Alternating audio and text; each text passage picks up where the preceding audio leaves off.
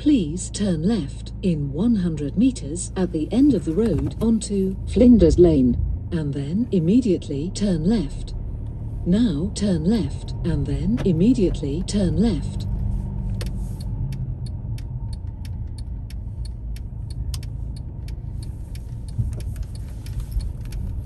Now turn left, and then turn right.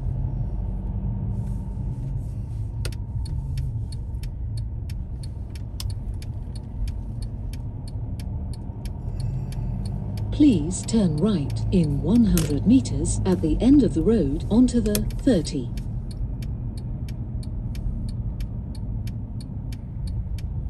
Now turn right.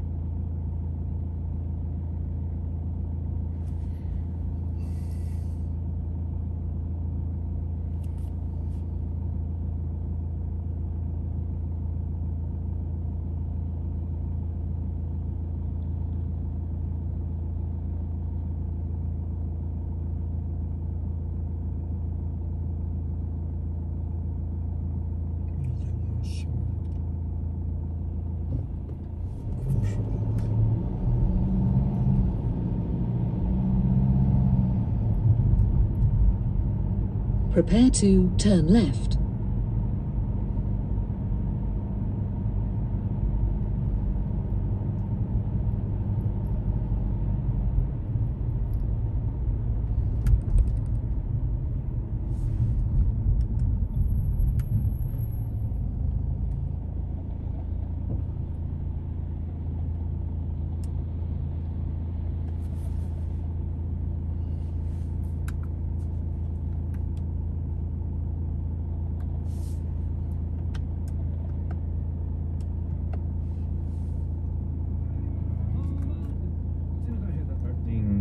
You know, that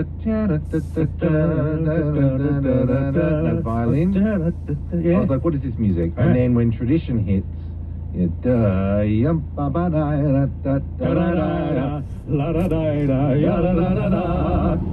I was like, what is? Because I hadn't heard traditional Yiddish music, and not, especially not in a theatrical context like that. So that was like, for me, Broadway cast albums were an entry into an entirely new world, not just of a new narrative, but often new sounds and new ways of making music.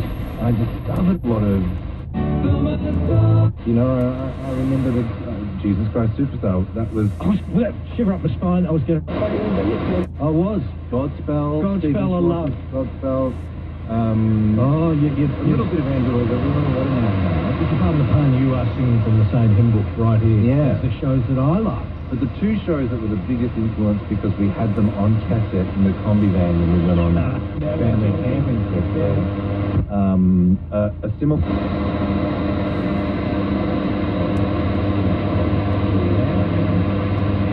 was on two cassettes.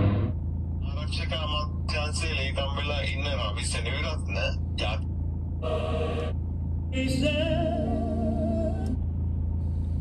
Good morning, Chris. We have a little problem with audio, which Rachel is seeking to address. We can see Chris's face. We can. That's important. Okie dokie. Well, we can talk amongst ourselves. Does he know Auslan? Can you hear us, Chris? No, he can't. All right.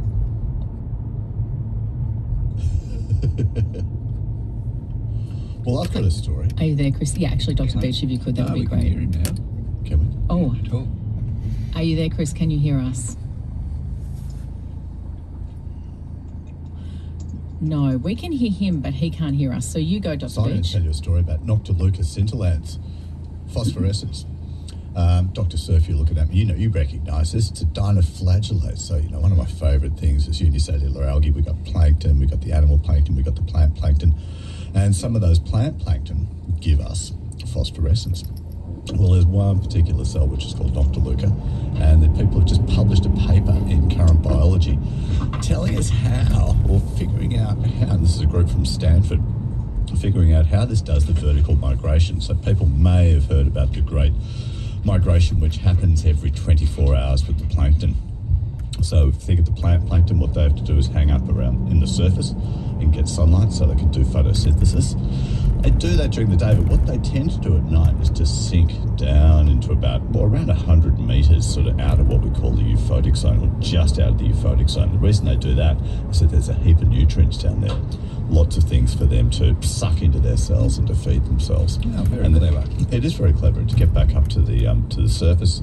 They do that by various means. Some of them swim, they've got little flagella on them. But there's this very prominent one called Noctiluca, the phosphorescent one, and people had no idea how it did this vertical migration because it doesn't have these hair-like cilia on them, flagella, which enables it to move around. So many of the plankton can propel themselves. This guy can't. What it does, you're looking at me intelligently. I'm thinking it's a big vacuole. It is. It's a big vacuole. It's a big, so imagine you've got like a big bag inside yourself, a big Like a balloon, and you fill that up with water. Yeah. Now, the cell, because it's got goodies in there, it's got all sorts of cellular organelles, it's got proteins, it's got other stuff, is slightly more dense than seawater. So it sinks. It has this tendency to sink, but it wants to get back up, but it can't push itself back up. So what it does is, straight after the cell divides, say every 24 hours or so they divide down the bottom, and then as soon as that happens, they suck all this water into this big sort of balloon, you can imagine on the inside of the cell, and that water that they're sucking in, they select the quality of the water coming in. So they take out the heavy molecules from that. So what they're doing is taking on water which is lighter than the surrounding seawater, and that gives them this buoyancy. So it's like a diver having a buoyancy vest. And then that enables them to float back up towards the surface so that they get the sunlight in the morning, and then the whole lot continues again. So a really cool way of getting around without using a flagella. Well, how clever is that? Very clever. But let's talk about some swimming. Excellent. I think what we might do... Another type of swimming. Yes, indeed. Do we have Chris on the phone? We don't. So what we might do is play a few station announcements that we were going to play anyway, and we'll try and get Chris. We'll be back in a moment. Performing her latest album, Forever Changed, Nat Barsh's music radiates with tenderness and empathy. A pianist and advocate for neurodiversity in music, Forever Changed explores the unique sensory preferences and needs of those with autism and ADHD, crafted in consultation with music therapists and other neurodivergent individuals. Saturday, November 16 at Melbourne Recital Centre. Tickets at melbournerecital.com.au. Triple R sponsors. Suppliers of elevated apparel and lifestyle goods, Harvin, are holding their annual warehouse sale. Save up to 70% on apparel, footwear and accessories from leading labels including Norse Projects, Studio Nicholson, Lemaire, Goldwyn, Arc'teryx, Topo Designs, Karu, Pendleton and many more. On now until Sunday at Schoolhouse Studios, 28 Victoria Street, Coburg. Doors open 10 till 8 Friday and 10 till 5 Saturday and Sunday. Harvin, Triple R sponsors. Baker Boy headlines a Blacktivism lineup of living legends and rising voices of First Nations musical activism. Joined by an incredible lineup, including Bart Willoughby, Young Warriors, Selwyn Burns, Robbie Thorpe, Kulin Nation Songwomen, Deline Briscoe, Sugarcane Mamas, Tasman Keith, Brothers in Arms, Yuramal and more. Blacktivism, one night only, Friday, November 22 in Hamer Hall. Part of Always Live 2024, only in Victoria. Tickets on sale at artcentermelbourne.com.au. Proud Triple R sponsors. 9:21, you're listening to Radio Marinara here on 3RRR. We've managed to sort out, well actually we haven't. What we've done instead is go to the old faithful phone lines. Thank goodness they still exist. And I won't go through my introduction again. I'm just going to welcome to Triple R Chris Baker. Good morning. Thank you very much, Bron. Good morning to you. How are you doing? Sorry about the hiccup. Oh, that's all right. That happens from time to time. It's, wonders of technology. Sometimes they do trip us up and keep us on our toes. Now, this is an amazing book. I'm just going to mention the title of it again, Swimming Sydney, A Tale of 52 Swims. It actually began with a movie, and specifically Burt Lancaster's 1968 cult classic, The Swimmer. Thought we might start with The Swimmer. And can you tell us about the movie, why it left such a mark on you? Yeah, sure. So the Swimmer is based on a book by John Cheever. It was originally published in the New Yorker magazine in 1964, short story.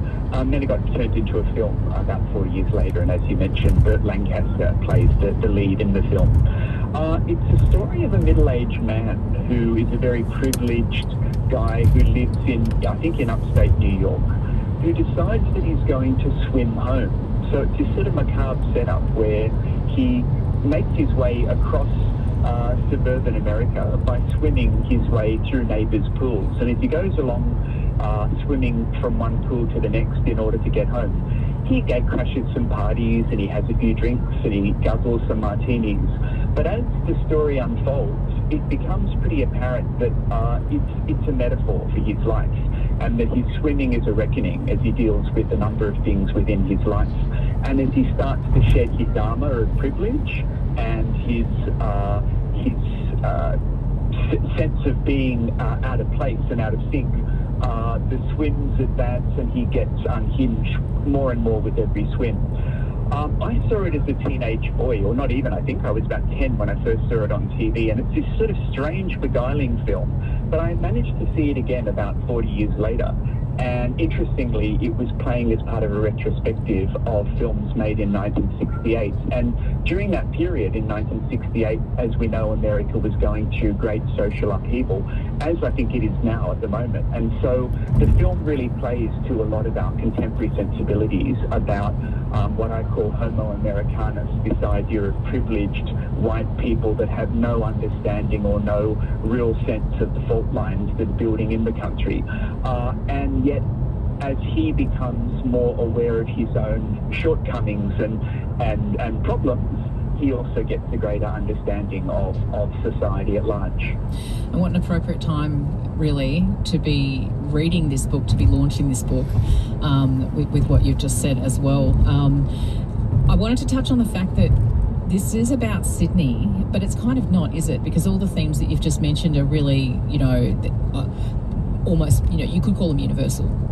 Yeah, very much. I mean, certainly the book is centred in Sydney, and the conceit of the book is swimming across the city over the course of the year for 52 weeks, one swim a week.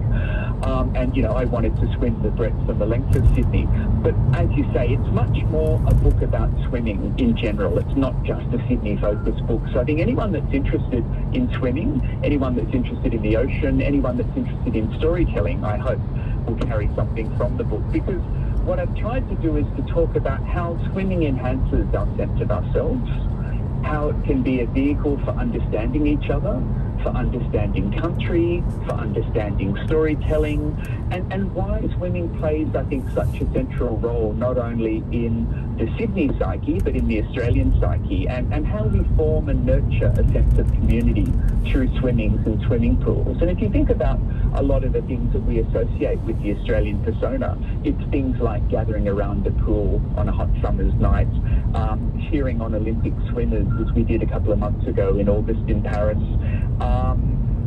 the community that we often get from a swimming pool, whether it's the swim squads that get up early or the deep ocean swimmers, but also to how swimming in some ways enables us, I think, to have a better sense of ourselves and our understanding. And certainly I think a lot of pop culture in Australia taps into swimming, whether it's the books of people like Christos Tsiolkas or Robert Drew, whether it's our films, our storytelling. I think there's this strong sense of swimming being something that's desirable and aspirational in the Australian psyche. A lot of our rites of passage are connected to the ocean, and, you know, I think there's this ideal that whether we honeymoon by the sea or we retire as a sea changer, there's this aspirational ideal that the sea can make us a better self and can access something that maybe the other elements can't. Yeah, and the book, as you just said, it touches on diversity so much. Some of the people you've regularly swum with and have been brought out in this book is a 6-month-old baby learning to swim, Saturday morning, LGBTIQ plus swim squad. There's a meeting of asylum seekers at an undisclosed location for what I would see as fairly obvious reasons, and cancer survivors undertaking rehab. It really is about diversity, isn't it? Very much, yeah. And I mean, so I tried to make that point that not only does the swimming community or communities, not only do they consist of a number of tribes, but it's indicative and reflective of modern Australia today, that we are a diverse country, and yet this is something that brings us together in very intimate and special ways. And, you know, and that swimming doesn't have to be exclusionary. It's something that can be inclusive. So let's dive into the book. There's 52 swims, and there are, and you do cover 52 locations, and they're divided by seasons, and so it starts and ends with summer. How did you decide which swimming location belonged with which season? Because you don't really go into, there's no kind of temperature or really climactic reasons why particular pools belong with particular seasons. How did you decide where they all fitted? Yeah, there are a couple of things that sort of guided where I swam when. Firstly, I wanted to give a sense of the seasonality of the city. So not only the 4 seasons, and as I say in the book, even those 4 seasons are blurry because, you know, when does summer really begin and when does it end? It's a debatable thing. But I wanted to get a sense of the seasonality of events. So I had things like, you know, Australia Day, Survival Day, and there was a venue that really spoke to that. Chinese New Year, the game is by far and away, head and shoulders, the most technical show I've ever worked on. Oh, no doubt. That not just what the gorilla was doing, but there was the entire set with these sort of ongoing projections that moved and changed and shape-shifted, and the lighting was really spectacularly advanced. It was like, when it landed on Broadway, it was so interesting because audiences were like, what is this? It was sort of contemporary dance, it was puppetry, it was like a rock concert. It was ultimately, I think it was a little too much of lots of different things for audiences to understand what it was. But it had a good run there. It ran for months and months, didn't it? It did have a good run there, and I think, you know, Sonny's puppet in Kong is one of the most extraordinary theatrical creations. I remember seeing it at the Regent in Melbourne as well, and just thinking, this is what a extraordinary risk this thing is. Yeah, absolutely. I love an audacious risk in theatre, and I always give things big props when I sit in an audience and I see something on stage I've never seen before. I think that's an extraordinary achievement. And isn't that happening a lot, the special effects side of things? And it's happening, I saw it in Harry Potter as a good example. Yeah. I saw it in the current Beauty and the Beast, where you're sitting there and you look at the stage and then you think to yourself, what did I just see then? Yeah. It happens so quickly, like a set change or something will happen, or even Tina, all of a sudden she's behind the audience. Next minute you're in front watching a rock show. That transition. I know. So is that what you mean by that stuff that you're seeing? Like, I mean, I guess those moments you're talking about, like we would call them like a coup de théâtre, like a big theatrical moment that is surprising. And I love I think that's what's amazing about theatre, is that we know we are sitting in a seat watching something happen live on stage. So if you can create a sense of how did they do that, or how did they make that extraordinary thing happen, it's more magical than watching it on screen, where you know there's a digital manipulation involved. I think we remember seeing Aladdin and just watching that magic carpet and just being like, Jesus Christ, how is that? You know, they do that. And then sometimes it's like a magic show. There's really simple things like, you know, Mike Birbiglia, the stand-up comedian, did a live comedy special called The New One, and it was taped and it's on Netflix, and that has what I would call a coup de théâtre, where he talks about becoming a dad.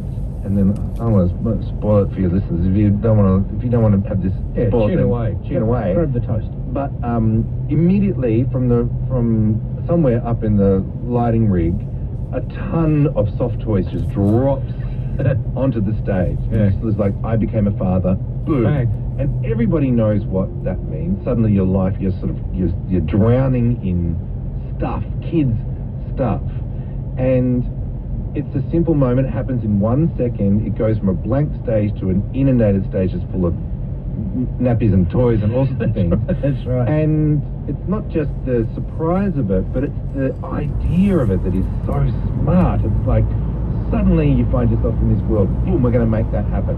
I really love those moments. There's a couple of moments like that in Beetlejuice. Oh, and that's what's wild about theatre. You know, it's a technical show, but all of, like Harry Potter, there's a lot of magic, there's a lot of puppetry, and it's all integrated, enabled in order to make it a believable world of the afterlife, or of life and afterlife toggling between themselves. And I remember in the film, you know, you had to draw a door with a piece of chalk. Yeah, I saw that, and then on the brick wall, in desperation and you times. knock 3 times, there you go. And it opens. And, you know, creating a set where you could draw, you know, a chalk outline and then knock on it and it would just magically become a door. Is that in the show? Yeah, that was... Oh, good. And then, you know, we've got to see all the tests for that. There's so much work that goes into that. Even when you open up the handbook for the recently deceased, like, I remember the day that we auditioned about 50 different sound effects for the sound of that book opening. Oh, it's going to sound like a stone being rolled away from a tomb, or it's going to sound like something being ripped open, you know.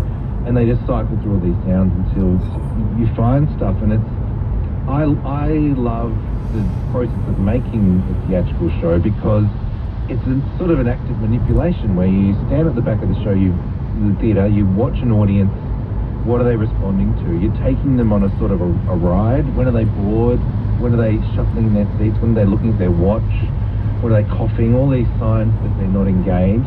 And you're trying to create a show that grips people from the beginning and leads them in a really surprising, interesting way through a story. And it's a very crafted world. So when you get it right, it's a great sense of satisfaction that you've made this world that people can now live in and enjoy. I love it. I'm so excited to see it. Beetlejuice is the show. It opens next year. Tickets are about to, if not already on sale. We'll give you the full information for that. We've got a bit more to talk about because we're only a little bit through the hour on a Sunday morning here in Melbourne. Why do us Aussies choose adventure? Maybe it's for all the memories we make along the coast, by the river, or at picture-perfect campsites across Australia. Easy Trail caravans are ready for every adventure, designed with thoughtful features that give you the comforts of home. It's valued or something, didn't they? In Sydney and in Melbourne, they went berserk, Dire Straits, when they were. And when were they? The early 90s? Were they 90? I don't know. They're still classic, so. Yeah. Exactly. So Emma, what do you do for a crust? Look, I work in housing, so I guess you remarked about just taking good care of people, and when people need help, that really resonates. And I sort of also think you've got to take care of animals and take care of the land. So, I work in housing, and it's a big topic at the moment in most places around the country, one way or the other. So, trying to find enough homes for people, help people who need help with housing.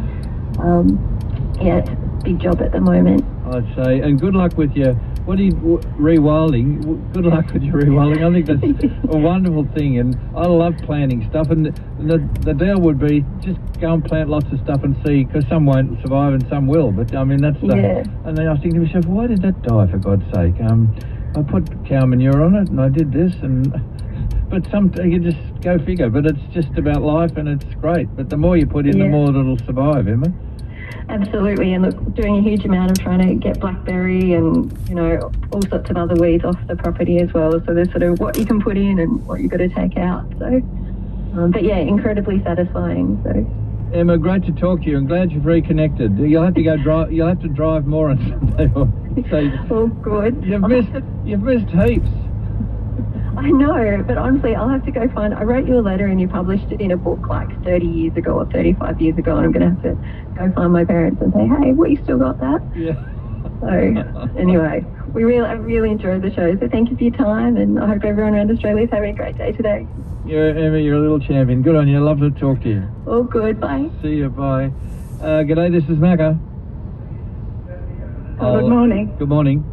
Macca, it's Robin speaking from Newcastle. Hi, Robin. Just a quick call. I'm just wondering if I'm the only person who bacon spits at when I'm cooking it. No, tell me more.